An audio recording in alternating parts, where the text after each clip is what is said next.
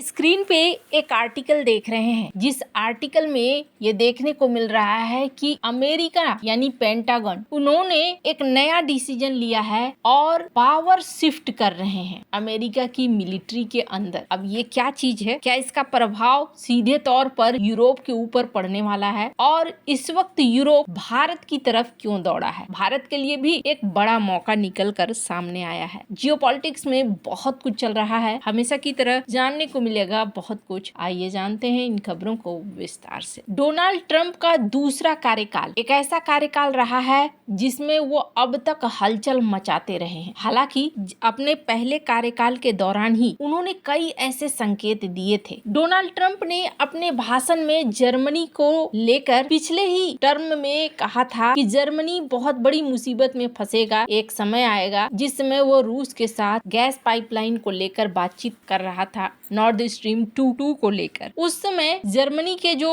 प्रतिनिधि थे वो हंसते हुए नजर आए थे और डोनाल्ड ट्रंप के बात को इग्नोर करते हुए नजर आए। लेकिन Germany will become totally dependent on Russian energy if it does not immediately change course. लेकिन आज अगर वो इन परिस्थितियों को देख रहे होंगे तो बिल्कुल भी डोनाल्ड ट्रंप को नजरअंदाज नहीं कर रहे होंगे, क्योंकि डोनाल्ड ट्रंप ने सीधे सीधे यूरोप को छोड़ना शुरू कर दिया है और यूरोप को बड़े झटके देने शुरू कर दिए हैं। अब इसका पहला एग्जाम्पल देखने को मिल रहा है स्क्रीन पर। विक्टर ऑर्बन हंगरी के राष्ट्राध्यक्ष की इस ट्वीट को देख सकते हैं। हंगरी ने एक बहुत बड़ा निर्णय लिया। दरअसल यूक्रेन युद्ध के लिए यूरोप पैसे जमा कर रहा था और पैसे जमा करने के लिए यूरोप ने एक फैसला लिया था कि हम रूस के जो संपत्तियां हैं हमारे देश के अंदर उनको बेचकर या उनको जब्त करके जो पैसा हासिल होगा उसी पैसे को हम यूक्रेन को देंगे। यानी हम अपनी जेब से बहुत कम देंगे, जो भी देंगे रूस की ही संपत्तियों को बेच कर देंगे। माना जा रहा है यहाँ पर कि हंगरी ने इस चीज को लेकर इस चीज के खिलाफ आवाज उठाई और इन्होंने कहा कि नहीं, ऐसा संभव नहीं है। और इसके बाद अब ये जो पैसे जा रहे हैं ये कुछ यूरोपीय देशों के पॉकेट से जा रहे हैं। यूरोप यूक्रेन मामले में चाहता है कि यूक्रेन युद्ध लड़े या फिर एक ऐसे तरीके से डील हो कि यूरोप में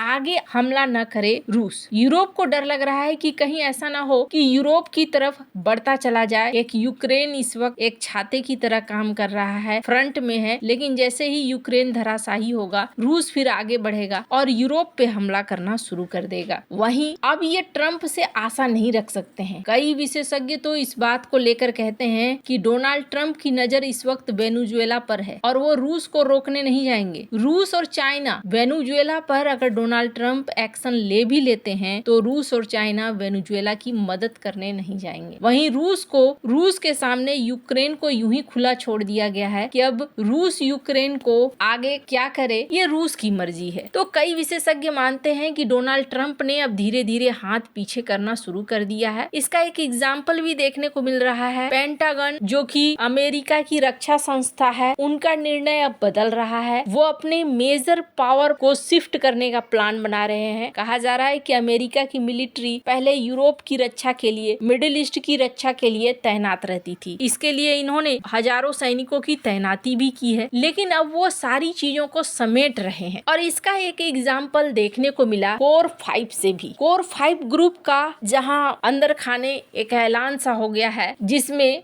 डोनाल्ड ट्रंप सबको चाहते हैं लेकिन यूरोप को नहीं चाहते हैं। यूरोप को अब वो एक शक्ति के रूप में देखते भी नहीं है। डोनाल्ड ट्रंप की तरफ से कई बार बयान भी आता है कि यूरोप एक पतन की तरफ जा रहा है, चाहे वो सांस्कृतिक पतन हो या फिर आर्थिक पतन हो। अब यूरोप की क्या गलती है? यूरोप की सबसे बड़ी गलती ये है कि यूरोप ने अपने ऊपर फोकस करने के बजाय यूरोप ने वही किया जो अमेरिका कहता रहा। अब क्या यूरोप पूरी तरीके से तबाह हो जाएगा? नहीं, यूरोप के कई देशों ने भारत का साथ पकड़ना शुरू कर दिया है। वैसे तो फ्रांस पहले से ही भारत के साथ रहा है। सारे यूरोपीय देशों में अगर आप देखेंगे तो फ्रांस काफी चालाक रहा है। चालाक भी कहें या फिर प्रैक्टिकल कहें, उसे पता था कि इस तरह की कोई चीज भविष्य में आ सकती है, इसलिए उसने अपनी सैन्य तैयारी और अपना सैन्य मार्केट भी बरकरार रखा। इसके अलावा आप देखेंगे फ्रांस ने भारत के साथ संबंधों को अच्छा रखा। अभी भारत और फ्रांस का AI समिट आयोजित होने वाला है। ये बता रहा है कि फ्रांस भारत के साथ मिलकर आगे बढ़ने की तैयारी भी कर रहा है। ये होता है दूरदर्शी परिणाम। लेकिन बाकी के यूरोपीय देश ये भारत के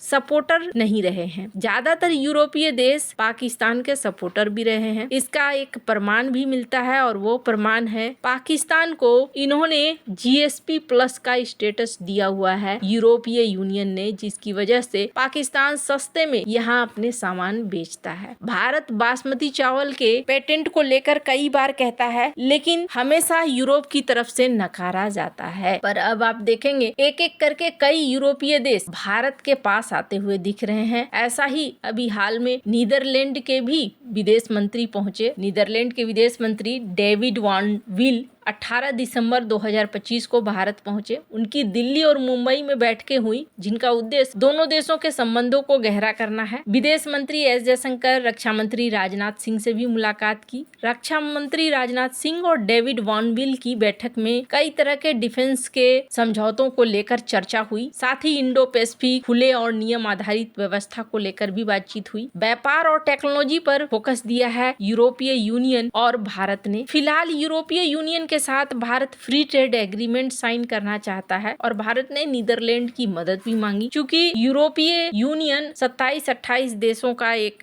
संगठन है, ज्यादातर यूरोपीय देश हामी अगर भरेंगे तो ये फ्री ट्रेड एग्रीमेंट जल्दी ही फाइनल हो जाएगा। वैसे आपको बता दूं यूरोप में धीरे धीरे भारत घुसने भी लगा है। 2025-26 के वित्त वर्ष साल 2025-26 के पहले 7 महीनों में भारत के कार एक्सपोर्ट में 20% की बढ़ोतरी हुई है, जो $6 बिलियन तक पहुंच चुकी है। यूरोप में निर्यात दुगना से अधिक हुआ है और भारत ने अब इलेक्ट्रिक व्हीकल भी यहाँ पर बेचना शुरू किया है, जो भारत के लिए एक बड़ा प्लस पॉइंट है। भारत के ऑटोमोबाइल निर्यात में उछाल साल 2010-2015 के बाद ये एक बार फिर से देखने को मिल रहा है और भारत इन संबंधों को एक नए लेवल पर ले जाना चाह रहा है। और कहीं न कहीं ट्रम्प और अमेरिका से अब जले हुए ये देश भारत की तरफ देख भी रहे हैं। भारत ने यूरोपीय आयोग की अध्यक्ष उर्सुला वॉन डेर लेन और यूरोपीय परिषद के अध्यक्ष एंटोनियो कोस्टा, इन दोनों को 26 जनवरी के मुख्य अतिथि के रूप में बुलाया है। ये एक औपचारिक निमंत्रण दिया गया जिसे यूरोपीय यूनियन ने स्वीकार कर लिया है। कहा जा रहा है कि जल्दी ही आधिकारिक घोषणा होगी। इसका उद्देश्य यूरोपीय यूनियन के साथ रिश्तों को बढ़ाना और भारत यूरोपीय यूनियन फ्री ट्रेड एग्रीमेंट को भी आगे बढ़ाना है। वैसे आने वाले दिनों में भारत के लिए औद्योगिक तौर पर भी रास्ते खुल रहे हैं। आपको क्या लगता है इन सब मामले में, आपकी क्या राय है? कमेंट कर जरूर बताएं। जल्द मिलते हैं अगली वीडियो में नई खबर के साथ।